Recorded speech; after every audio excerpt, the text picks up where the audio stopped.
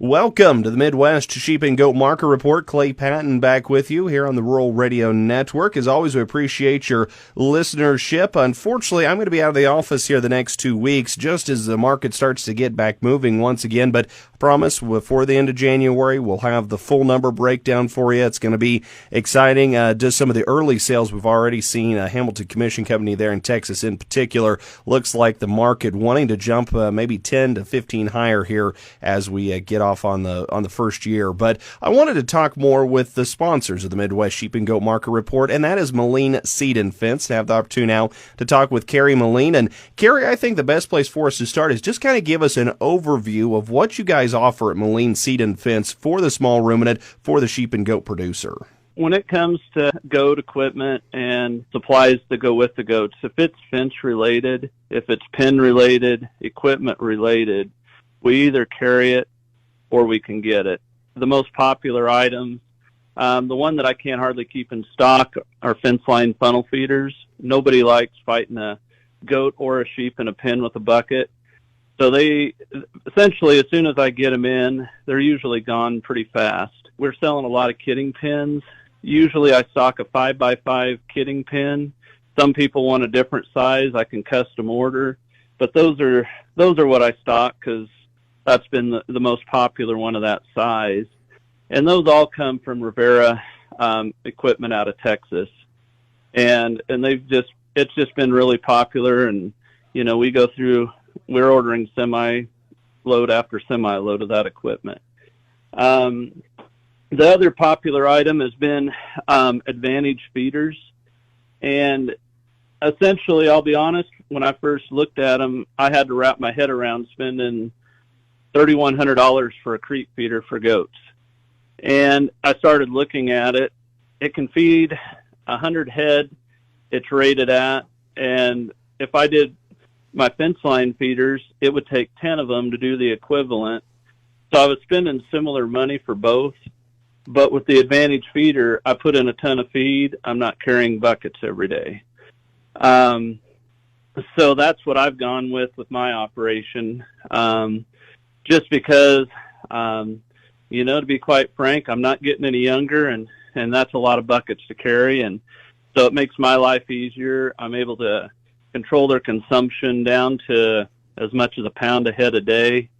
And depending on the feeder, I can put in a ton or 2.5 ton of feed. And so that's been, that's what's worked really well. And to be honest, some of our equipment has come out of, I've got, right now 400 head of goats and I have needs. And so I look at what do I need, and we find a product that we need on our operation, and then it just fits in with our retail business. It's like, yeah, if I need it, I'm not the only one. And our other line of equipment is Mountain View. Anybody that's had goats or sheep, they know that if you just put feed out there, they waste it. And at $200 to $300 a ton, you can't afford to do that. And it's been the best hay conserving piece of equipment I've been able to find. Is it perfect? No, I haven't found a piece of equipment that you can't pick apart and find one thing that maybe it isn't what you like. But it's been by far the best thing I've ever done with hay with goats.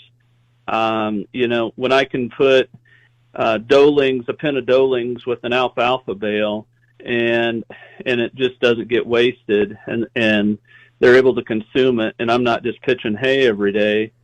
It's been a major saver on that part. We do a lot with fixed knot fencing. I put fixed knot fencing around, most of my kidding pasture. We do things with electric fencing. Right now my goats are on stocks with a 3-wire hot wire. But we just put, again, we use the same products we sell. I believe it's a 58 joule Gallagher fencer. It runs with a remote control. So if I have an issue, I can shut it off, fix the issue, turn it back on. And the goats have been on dryland corn stalks for 2 months, and they stay in. they don't want to get buzzed by it. I don't want to get buzzed by it. So they respect it very well. And then in the summertime, I'll use a 28 joule Gallagher Energizer, and I had as much as a mile of electrified netting in our pastures last summer and had zero issues with predators. My guardian dogs stayed in. I rarely had anything out, and so I had good control of their movement, and I had a hot fence. So we have products that go from your summer fencing to your winter fencing to your feed needs, and we keep trying all of them because, like I said, we've got around 400 head of goats right now, and we test things out. It definitely sounds like it. And when you have firsthand knowledge of it, you know what your customers need, you know what your customers may experience, and you're able to help give them some information, guidance when it comes to that as well. And kind of give us a background about your journey into getting into the small ruminant market and what has made you to expand now to this point, like you said, where you're pushing around 400 head on the place. I'm a little non-traditional. My wife and I, we got married 9 years ago. You know, we were both pushing 40 when we got married. We'd both grown up on the farm, moved away from the farm and came back. And anybody that knows anything about agriculture, you don't just rent farm ground or pasture. It's a very competitive, hard thing to get into. The goats, they fit a niche. If you come to an operation, let's just say, for example, a 300 head operation. Right now, there's plenty of weeds, brush on that operation that you can add. It depends on how brushy, but possibly 2 head of goats per cow.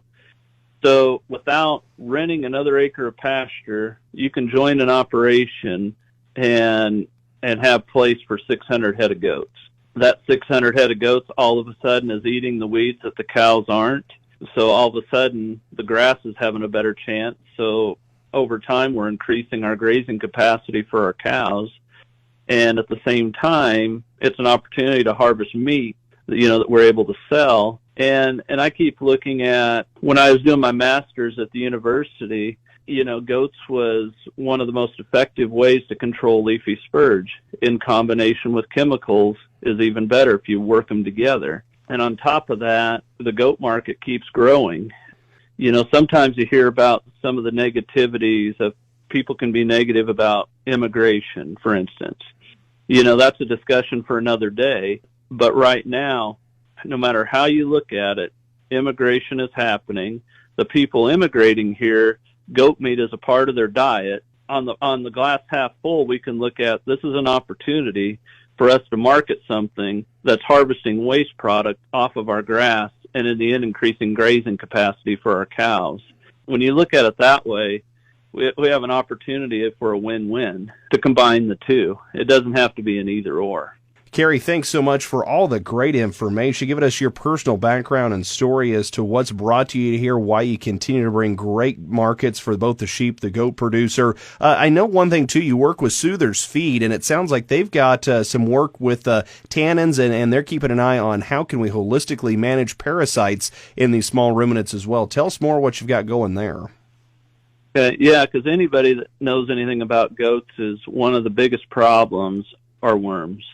You have different philosophies of people that are worming their goats once or twice a year, no matter what. You have other people that's like, I'm going to, test them and only worm the ones that need it because we don't want resistance. But one of the things that people have been discussing has been tannins. And by putting tannins in the food, there's been discussion on worm reduction. Soother's Feeds, they've got a high-quality tannin product. So we're starting out with something that has high-quality control, very consistent. We know what we're getting. And last spring, they did a test in Kansas, and the goats were coming off of being grazing, winter pasture, and then coming into the lots, which generally, if you're coming into a lot, you'll see some reduction in worm load anyway. But in these groups, there were 2 groups that were fed pellets with tannins, one group that was just fed whatever they're normally fed for their control. All 3 groups did see some level of reduction. The control group, about 30% drop in quantity of grams of eggs in the feces, but both groups with the tannins, we're looking at an 80% drop. So you had a significant drop in worm load by adding this tannin product. And that's what I'm going to be using with my goats. I'm very practical. I've got feed sitting in my building. I'm going to use what I have first. But when it's gone, that's what I'm switching to. Like on corn stalks, I'll use a protein mineral with tannin, just so they can utilize the corn stalks. And then in the summertime, I'm just going to switch to just plain mineral, but I'm going to have tannins in that as well. And I'm just hold back on the worms because honestly, I would rather not treat them with Dectomax, ivermectin, or whatever else if I don't have to, because I don't want to overtreat with those products and lose them as an option for worming my goats. Again, we're talking with Kerry Maline, Maline Seed and Fence, as we go through what's the latest happenings here. Kerry, what's the best way for folks to learn more about the products, get in touch with you, and be able to work with the expertise that you've been talking with us here today? Honestly, the best way is to call us right now. We do have a website, and we're in process, and we hope to have a new revised website with Maline Seed and Fence that'll be up and running, and it'll have a lot of information. Our old website on the goat side just is lacking at the moment. So until that website is fully revamped and up and going, the best way is to call me at 308-529-5028, or to call Shane at 308-529-0781. And honestly, that way we can talk to you and talk through, this is what we've done, we haven't done this, and see what might work for that individual producer. Again, that's Kerry Maline joining us, and thank you to Kerry and Shane, Maline Seed and Fence, as they sponsor your Midwest Sheep and Goat Market Report. Always find more at ruralradionetwork.com.